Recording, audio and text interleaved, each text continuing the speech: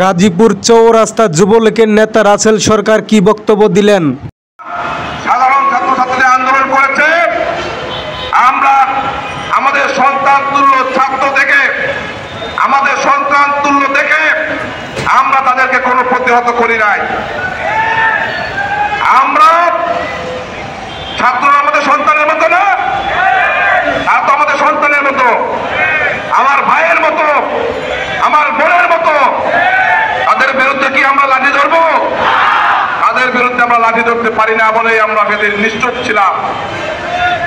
এটার সুযোগ নিয়ে ওই সুযোগ সন্ধানী দল, চাটার দল, বিএনপি জামাত, যারা এই দেশে জঙ্গিবাদ প্রতিষ্ঠিত করেছিল, সেই জঙ্গিবাদের হোতা বিএনপি জামাত এই দেশের রাষ্ট্রীয় সম্পদের ক্ষতি সাধন করেছে, যা কোনোভাবে একজন সাধারণ নাগরিক হিসেবে আমি, আপনি, আমরা কেউ মেনে নিতে পারি না।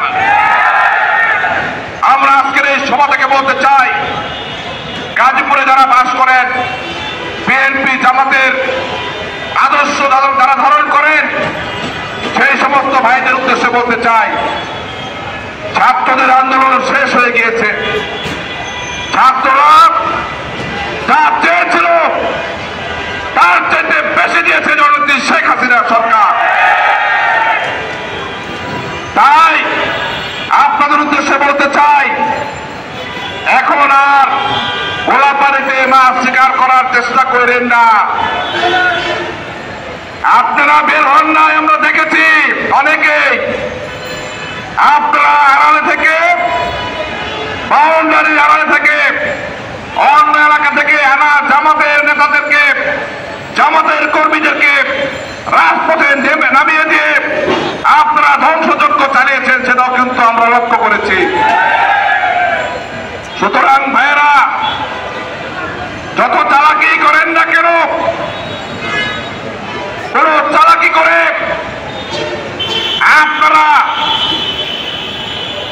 পালিয়ে যেতে পারবেন না। আপনাদেরকে আইনের আওতায় এনে দৃষ্টান্তমূলক শাস্তির ব্যবস্থা করবে আমাদের সরকার ইনশাআল্লাহ।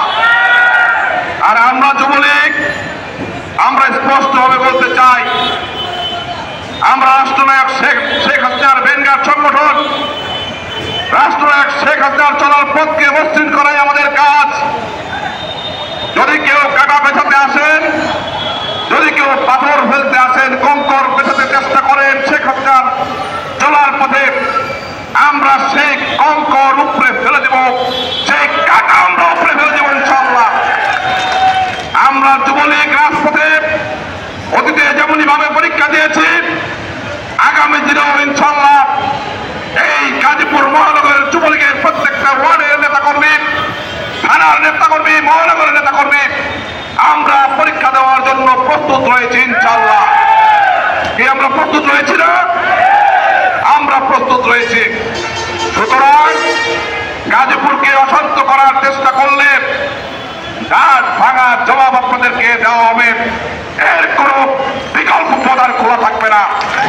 প্রিয় বন্ধুরা, আমি আর লম্বা কথা বলতে চাই না, আমরা শুধু বলতে চাই, এই দেশ থেকে জামাত শিবিরের রাজনীতি নিষিদ্ধ করার মধ্য দিয়ে এই দেশকে কলঙ্ক মুক্ত করতে হবে। শুধু জামাত শিবিরের রাজনীতি নিষিদ্ধ করলেই হবে না, বিএনপি ওই সামরিক বাহিনীর পকেট থেকে মেজর জিয়াউর রহমানের যে দল বিএনপি সৃষ্টি হয়েছিল, সেই দল শুধু এদেশের মানুষের রক্ত চুষে নিয়েছে, সেই বিএনপিকেও আজকে বাংলাদেশের নিষিদ্ধ ঘোষণা করতে হবে। তারেক রহমানের কারণে আজকে লন্ডনে বসে যে ছক এঁকে দিয়েছে, সেই ছকের কারণে আজকে কতগুলো তাজা প্রাণ চলে গিয়েছে। এর দায় তারেক রহমানকে নিতে হবে, এর দায় বিএনপিকে নিতে হবে। এই কারণেই বিএনপির রাজনীতি বাংলাদেশে নিষিদ্ধ ঘোষণা করতে হবে। প্রিয় বন্ধুরা, বিএনপি জামাত জঙ্গিবাদী সংগঠন, এতে করে বলেছে, আমাদের শান্তবাবু বলেছে 2004 সালে এই বিএনপি জামাতের সময় মানুষকে মেরে ঝুলিয়ে রাখতো বাংলা ভাই শায়েখ আব্দুর রহমানরা, বলে নেই আপনাদের? ছাত্রদের আন্দোলনে কি ঘটল? আমরা দেখলাম পুলিশকে তারা মেরে ঠিক একই কায়দায় ঝুলিয়ে রেখেছে। আমরা কি দেখলাম? আমাদের সহযোদ্ধা গাজীপুর মহানগর যুবলীগের একজন কর্মী কাঁথা থানায় যিনি যুবলীগ করার জন্য অক্লান্ত পরিশ্রম করেছেন, আমাদের প্রিয় সহযোদ্ধা জুয়েল মোল্লা, সেই জুয়েল মোল্লাকেও তারা উত্তরাতে তারা হত্যা করে, যখন জেনেছে যে জুয়েল মোল্লা যুবলীগ করে, সেই জানার পরে জুয়েল মোল্লাকে তারা হত্যা করে এরকম একটা গাছের মধ্যে তারা ঝুলিয়ে রেখেছে। জুয়েল মোল্লাকে তারা পিটিয়ে পিটিয়ে যখন নিঃশেষ করে ফেলেছে, তখন আগত মানুষ, এলাকার আশেপাশের মানুষজন তাকে ধরাধরি করে নিয়ে হাসপাতালে ভর্তি করেছিল, বাংলাদেশ মেডিকেল কলেজ হাসপাতালে, এখন যেটা উত্তর আধুনিক মেডিকেল কলেজ। সেখানে ভর্তি করার পরেও সেদিন তারা যখন গিয়ে দেখলো জুয়েল মোল্লা লড়াচড়া করছে, আবার সেই বেড থেকে টেনে এনে আবার জুয়েল মোল্লার মৃত্যু তারা নিশ্চিত করেছে। কত বড় নির্মম, কত নিষ্ঠুর, কত নৃশংস তাদের আচরণ। আজকে আমাদেরকে তাই প্রস্তুত থাকতে হবে প্রিয় বন্ধুরা। এই হত্যাকাণ্ড যারা ঘটিয়েছে তাদের বদলা আমরা নিব ইনশাল্লাহ। তাদেরকে আমরা বিচারের কাঠগড়ায় দাঁড় করার মধ্য দিয়ে এই হত্যার বিচার আমরা করবো ইনশাল্লাহ। ইনশাল্লাহ জুয়েল মোল্লার আত্মার মাগফিরাতের জন্য এই বিচার আমাদেরকে করতে হবে, নইলে জুয়েল মোল্লার আত্মা শান্তি পাবে না, নইলে জুয়েল মোল্লার বাবা শান্তি পাবে না, জুয়েল মোল্লার মৃত মায়ের কবরে তার মাও শান্তি পাবে না। আমাদেরকে সেই বিচারের শাস্তির ব্যবস্থা আমাদেরকে করতে হবে।